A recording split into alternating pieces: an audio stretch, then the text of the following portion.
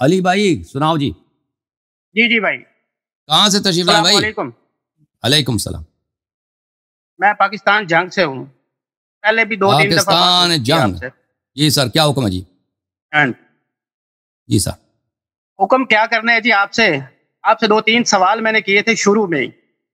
میں مطمئن نہیں ہوں آپ کی جوابوں سے. ٹھیک ہے بھائی, لیکن آپ مطمئن نہیں پھر تو سے دوبارہ کیوں آئے وہی بھائی؟ سوالوں کو ساتھ وہی مطمئن سوالوں نہیں کو ہے تو ملا واپس کے کیوں آپ آئے؟ سے سوال کرنے لگا ہوں. ہیں؟ مطمئن نہیں ہے تو پھر واپس کیوں آئے ہیں؟ کسی اور کے دروازے کو واپس کھٹکھٹاتے. آپ کے دروازے کو کھٹکھٹانا پڑتا ہے. جو آپ بیٹھے ہوئے نا, آپ کی ویڈیوز میرے پاس جب سامنے آتی ہیں نا تو مجبور کر دیتی ہیں آپ سے بات کرنے کے لیے کہ آپ یہ کیا کہہ رہے ہیں. دیکھیں بھائی, یہ اگر دیکھیں ہماری باتیں ایسی ہوتی ہیں اگر آپ ان کو دھیان نہ رکھیں. دیکھیں کوئی بھی حق بات ہو, میں قرآن سے زیادہ بڑا تو نہیں ہوں, اللہ سے بڑا تو نہیں ہوں, رسول صلی اللہ علیہ وسلم سے بڑا نہیں ہوں. اگر آپ اس کو نہ سنیں نہ سمجھیں تو آپ مطمئن نہیں ہوں گے. آپ قرآن کی بھی اگر اچھی طرح آپ سے نہ پڑھیں. قرآن سے کریں گے تو ہم ضرور اب سن مطمئن لینا, ہوں گے. آپ اگر سن لینا بھائی, ادھر کی بات کریں گے تو مطمئن سن نہیں لینا ہوں گے بھائی, نا. سن لیں بھائی. اگر آپ قرآن بھی میں اللہ جو چیز فرماتا ہے اس کو نہ سنیں, اس کو نہ سمجھے تو اس سے بھی کوئی آپ کو اطمینان نہیں آئے گا. رسول صلی اللہ علیہ وسلم کی باتوں کو بھی اگر نہ سنیں نہ سمجھے کیوں آپ نہیں کو آئے گا؟ اطمینان نہیں کیوں ہوگا. نہیں آئے گا؟ کیوں نہیں آئے گا؟ اگر آپ ادھر ادھر کی نہ کریں تو کیا ضرور ہے بھائی, آئے یہ گا. اگر قرآن نہ بھی سنیں, شروع کرتے ہیں جی. حدیث نہ بھی سنیں, پھر کو بھی ان کو اطمینان آئے گا. یہ عجیب چیز ہے. اب آپ ٹھیک نے ہے نا میری بھائی؟ بات سمجھی ہے میں نے کہا کیا ہے؟ اب بات کا بتنگڑ کیوں بنا لیتے ہیں؟ پھر کہتے ہیں جی اگلا بندہ بولتا ہے. میں نے آپ کو یہ کہا ہے کہ آپ قرآن کی بات کریں, حدیث کی بات کریں, ہم ضرور سنیں گے. میں آپ کو ادھر عرض ادھر کر کی رہا ہوں بات نا, کریں آپ گے نے وہ میری بات ہمارے سنی بس میں نہیں, نہیں ہے. آپ ہر دفعہ میری بات ٹھیک ہے, کاٹتے ہیں. آپ نے میری بات کو الٹا کر دی ہے. آپ میری بات الٹا کر گئے ہیں کہ میں نے ہماری یہ کہا ہے. بات عرض یہ ہے کہ ہماری بات تب آپ سمجھیں گے, چاہے صحیح ہو چاہے غلط ہو, کہ آپ ہماری بات کو سنیں. اگر سنیں گے نہیں, دھیان نہیں رکھیں گے نا, پھر آپ سمجھ نہیں جائیں گے. پھر آپ شکایت کریں گے کہ مجھے اطمینان نہیں ہوا ہے جی. ٹھیک ہے نا. وہ دنیا کے کتنا بھی سوال شروع اب کریں. سن لو نا پلیز, دنیا کا کتنا بڑا محقق ہو, رسول اللہ صلی اللہ علیہ وسلم سے زیادہ کوئی بڑا عالم نہیں ہے. ان کی بات اگر کوئی نہ سنے نا تو پھر بھی کسی کو اطمینان نہیں ہوگا. آپ کہتے ہیں اطمینان نہیں ہوگا. اگر نہیں سنے پیغمبر کی بات کو, وہ سمجھ نہیں آئے گی. تو اگر آپ کوئی سوال مجھ سے کرتے ہیں نا, تو شرط یہ ہوگا کہ آپ پھر مجھے بولنے دیں گے, بات کاٹیں گے نہیں. ٹھیک ہے نا. جس انداز سے میں جواب دوں گا اسی جواب کو آپ سنیں گے. پھر اعتراض ہوگا تو اعتراض, جب جواب ختم ہوگا تو اعتراض کریں گے. صحیح ہے؟ ٹھیک ہوگا. اوکے, کیا سوال؟ اچھا سر, مختصراً تھوڑا سا مجھے بتائیں. مختصراً تھوڑا سا, لمبی تمہید میں نہیں جانا, تھوڑا سا مختصراً بتا دیں کہ صحابی اور شیعہ کی تعریف کیا ہے. صحابی کس کے نزدیک صحابی کی تعریف؟ صحابی کی تعریف مختلف ہے. صحابی آپ کس کو بولتے ہیں؟ صحابی آپ کس کو بولتے ہیں؟ دیکھیں, صحابی کا تعریف مختلف ہے, مختلف لحاظ سے مختلف ہے. ٹھیک ہے نا. اگر آپ صحابی کو اگر دیکھ لیں لغت میں, عرف میں اس کے اور معانی ہیں, اور جماعت عمریہ کے نزدیک اس کے معنی اور ہیں, اور آج کل اس کا معنی جو ہے جماعت عمریہ کے کثرت استعمال کی وجہ سے متاثر ہو چکا ہے. صحابی کا مطلب لغت میں یہ ہے کوئی شخص آپ کے ساتھ رہا ہو, چاہے کچھ عرصہ چاہے لمبی عرصہ. یہ لغت میں کے لحاظ سے, وہ چاہے مسلمان ہو چاہے کافر ہو, اس سے فرق نہیں پڑتا. کوئی بھی شخص کسی کے ساتھ رہا ہو, چاہے اس سے محبت کرتا ہو چاہے اس سے دشمنی کرتا ہو, اگر وہ ساتھ رہا ہو یعنی ساتھ والا, یہ لغوی لحاظ سے. عرف کے لحاظ سے اگر دیکھا جائے, عرف میں, عرب کے عرف میں, کہ اگر کسی کو کسی کا صاحب بولتے ہیں تو وہ اس کو یعنی وہ اس کے شاید کہ کچھ عرصہ رہا ہو ساتھ, زیادہ عرصہ رہا ہو, کم نہیں کچھ زیادہ رہا. ٹھیک ہے نا. تو عرف میں اس طرح کہ وہ بھی دلالت نہیں کرتا کہ یہ مومن ہے, مسلمان ہے, دوست ہے, دشمن ہے, مخلص ہے, اس پہ دلالت نہیں کرتا. یعنی صرف صحبت حاصل ہوا وہ کچھ عرصہ, اس کو کہیں گے صاحب, یہ عرف میں. لیکن آج کل مسلمان جس معنی میں صحابی کو استعمال کرتے ہیں, وہ اس کو اس معنی میں استعمال کرتے ہیں کہ ہر ساتھ والے کو نہیں کہتے, جو نبی صلی اللہ علیہ وسلم کے ساتھ رہا. ٹھیک ہے نا. جو نبی صلی اللہ علیہ وسلم کے ساتھ رہا اور اس نے اسلام کا اظہار کیا ہو اور پھر مرتد نہ ہوا ہو. اگر مرتد ہوا ہے تو دوبارہ پھر توبہ کیوں مسلمان بناؤ. ٹھیک ہے نا. اگر مرتد ہوا ہے تو دوبارہ توبہ کر کے مسلمان بناؤ. نبی صلی اللہ علیہ وسلم کو چاہے وہ ایک لمحے کے لیے دیکھے, دور سے دیکھے, بات نہ بھی کرے, کوئی نبی صلی اللہ علیہ وسلم کا جملہ نہ بھی سنے, چاہے دیکھے بھی نہ, اندھا ہو, لیکن وہ یعنی پیغمبر کہیں ہیں تو وہ ساتھ سے گزریں ایک لمحے کے لیے بھی, تو وہ صحابی ہے. ٹھیک ہے نا. اس کو کہتے ہیں صحابی.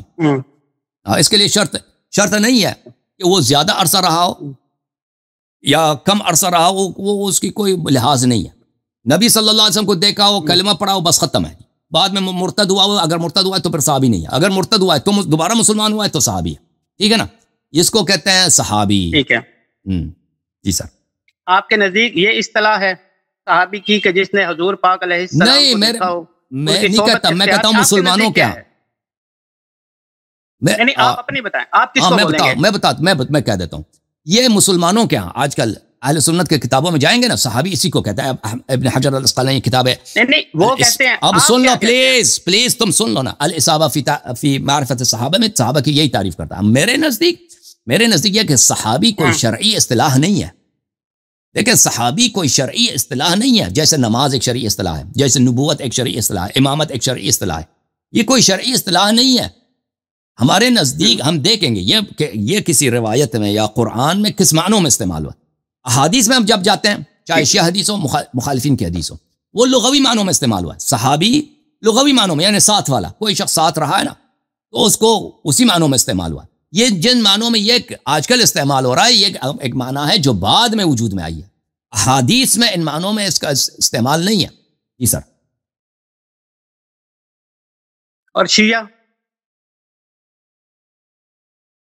علماء کا شیعہ علماء کے ہاں مجھے نہیں معلوم صحابی کی تعریف کیا کرتے ہیں اس، کیونکہ میں نے عرض کیا. نہیں آپ شیعہ کس کو بولتے ہیں؟ ہاں شیعہ ہم کس کو بولتے ہیں؟ شیعہ ہم کس کو بولتے ہیں؟ شیعہ ہم اس کو بولتے ہیں، شیعہ اثنا عشری اس کو بولتے ہیں جو رسول اللہ صلی اللہ علیہ وآلہ وسلم کے بعد اہل بیت اطہار علیہ السلام کو 12 اماموں کو مانتا ہو، امام مانتا ہو. رسول صلی اللہ علیہ وآلہ وسلم کے بعد جانشین اور معصوم مطہر منسوب من اللہ مانتا ہو، اور ابو بکر عمر کو غاصب مانتا ہو. اس کو ہم شیعہ کہتے ہیں. ٹھیک ہو گیا.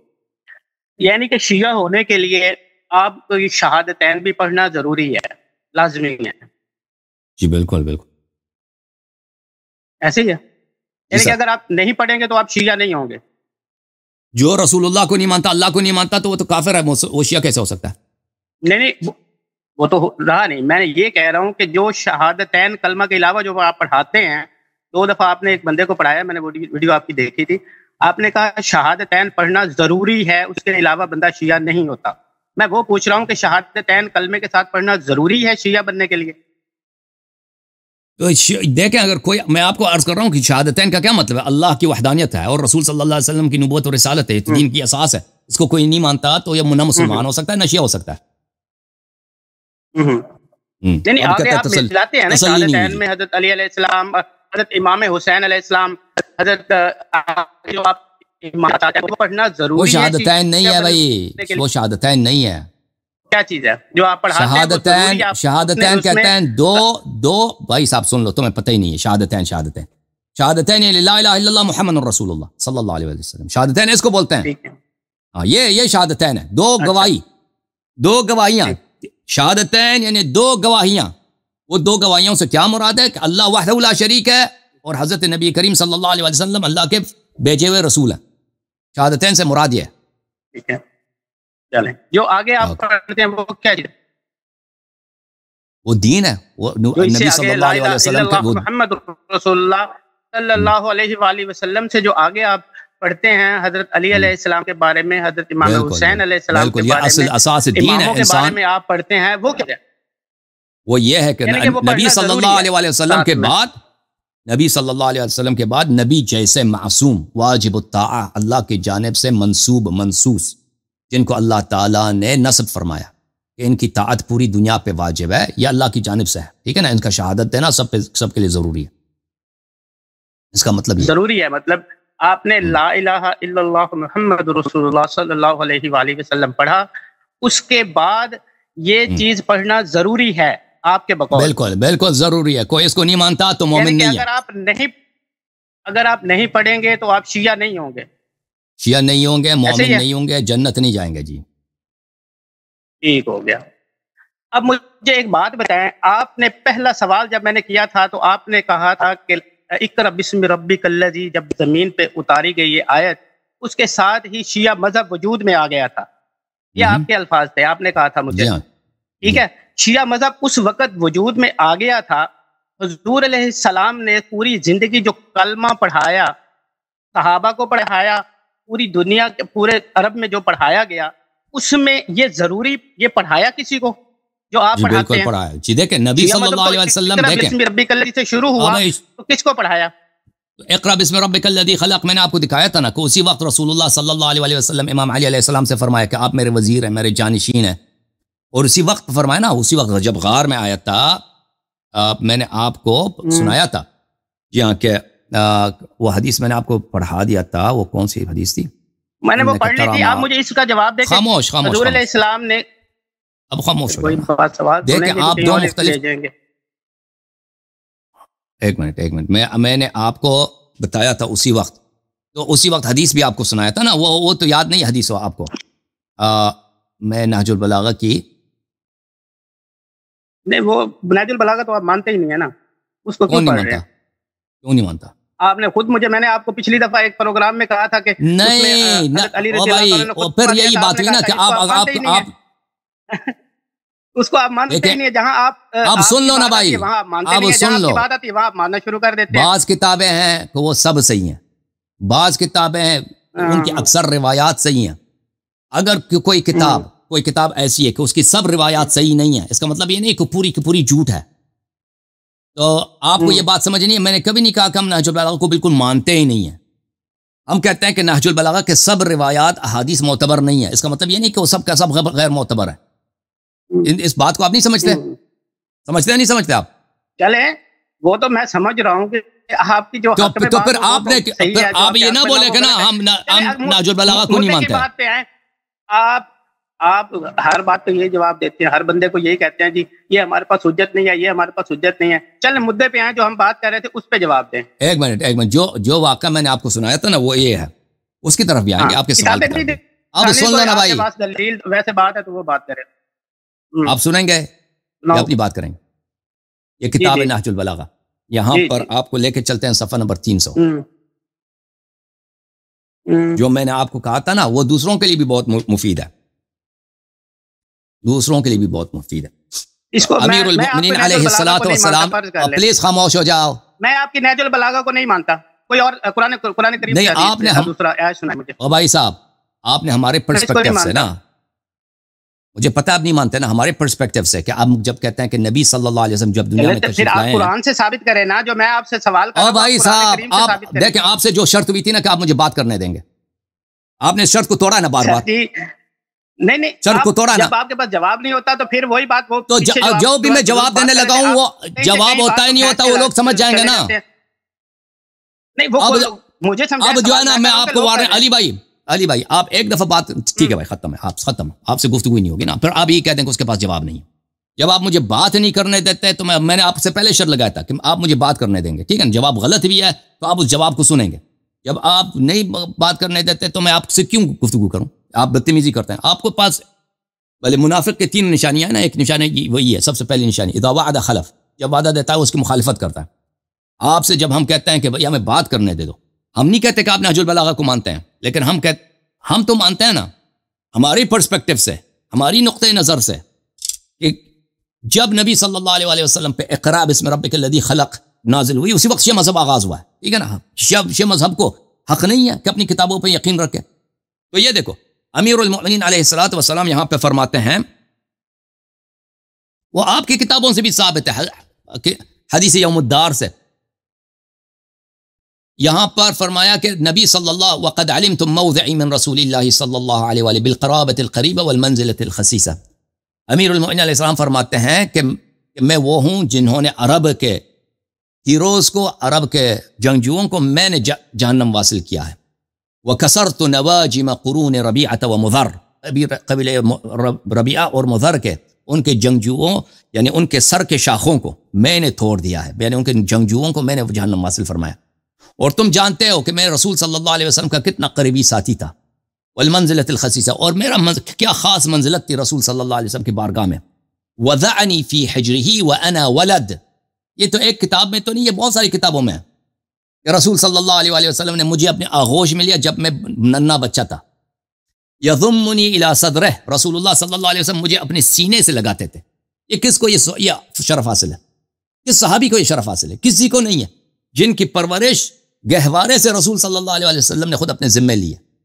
وَيَكْنُفُنِي فِي فِرَاشِهِ، میں بچہ تھا، رسول اللہ صلی اللہ علیہ وسلم مجھے اپنے بستر پہ سلاتے تھے، وَيُمِسُّنِي جَسَدَهُ، اور رسول صلی اللہ علیہ وسلم اپنے جسد شریف سے میرے جسد سے، میرے بدن سے مس کراتے تھے، وَيُشِمُّنِي عَرْفَهُ، اور اپنا عطر مبارک، اپنا خوشبوئی مبارک مجھے سنگواتے تھے، وَكَانَ يَمْضَغُ الشَّيْءَ ثُمَّ يُلَقِّمُنِي، میں بچہ تھا، رسول صلی اللہ علیہ وسلم کھانے کو منہ میں لیتے تھے، اس کو چپاتے تھے، پھر اس کو نوالا بناتے تھے، میرے منہ میں ڈالتے تھے.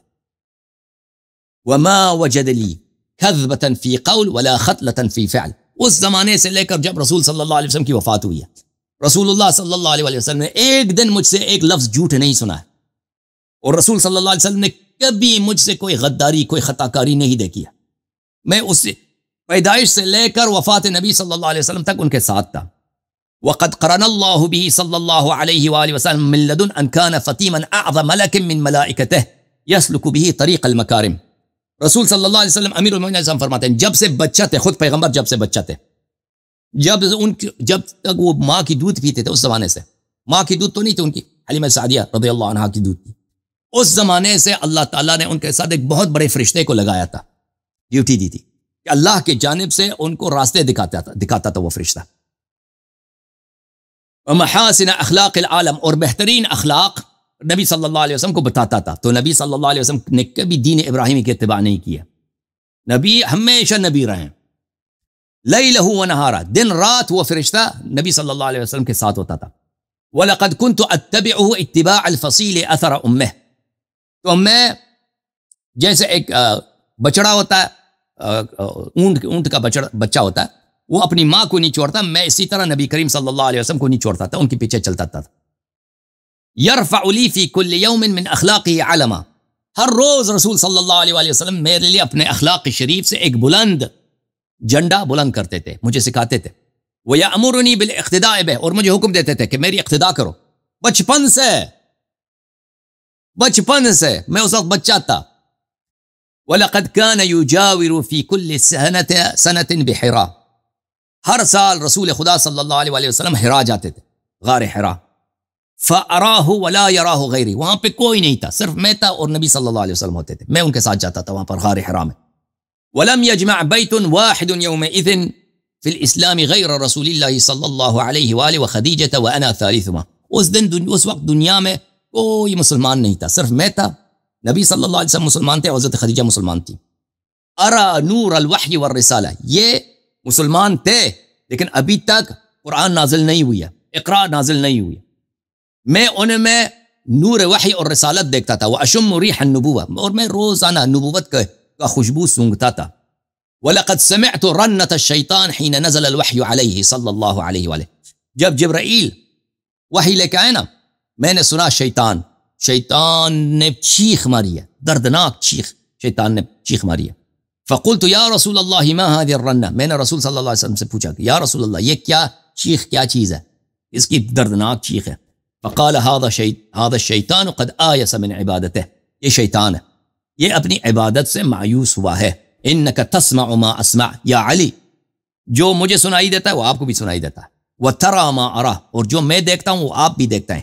الا انک لست بنبی ولکنک لوزیر وانک لعلی خیر، تم میرے مشکل گشا ہو اور میرے وزیر ہو، میرے ثانی ہو، میرے قوت بازو ہو، اور آپ صحیح راستے پر ہیں. ٹھیک ہے نا. پھر وہ یہاں پر قریش کی کہانی وغیرہ یہاں پہ اس کے بعد سنایا جاتا ہے. تو جس دن نبی صلی اللہ علیہ وسلم پہ اقرا نازل، اسی دن سے نبی صلی اللہ علیہ وآلہ وسلم نے کیا کیا ہے، اسی دن سے تشیع کا آغاز ہوا ہے. اچھا،